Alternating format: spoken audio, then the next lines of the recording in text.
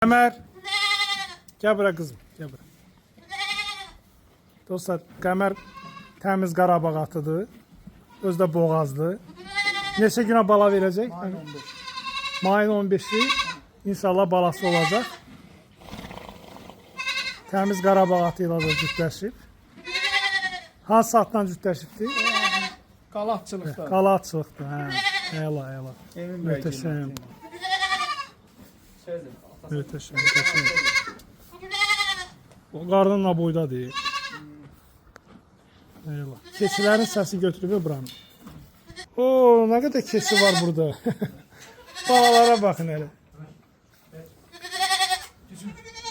Anaların sütü var da indi, hə? Var. Can. Bir aylıq balalar da bunlar. Ay Allah, ay Allah. Əməlli başlı təsərrüfatdır bura. Əla, qara keçiyə baxın elə. Ay, maşallah. Bu erkək olar, erkəyə oxşuyur. Möhtəşəmdir bu. Əla. Çaydan sonra onu kebablayar. Sərinlər düşəndə. Sərinlər düşəndə. Amma heyifdir. Onu sağ vurmaq heyifdir. Sərdan bəy, canımızdan artıq.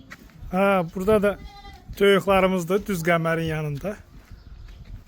Renkli toyuqlardır, kənd toyuqları. Astrologlar da var burada. O, qarışıqdılar yalnız. İndişkalara baxın elə dostum.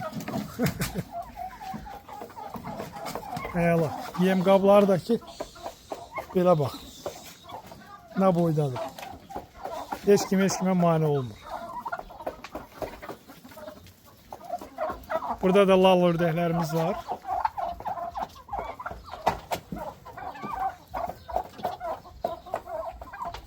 Keyfdədir bunlar. Ha, bu da bizim kangallarımızdır. Sarı ilə Qarabaş. Çox gözəldirlər. Oynamaq istəyir səndən.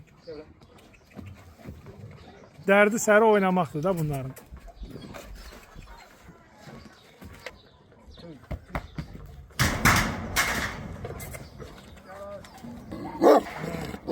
Can. Nerede kızım? Nerede kızım? Ha ulan. Ha? Bu onun balasıdır. Bu qara bunun balasıdır. Təsəvvür edeyim.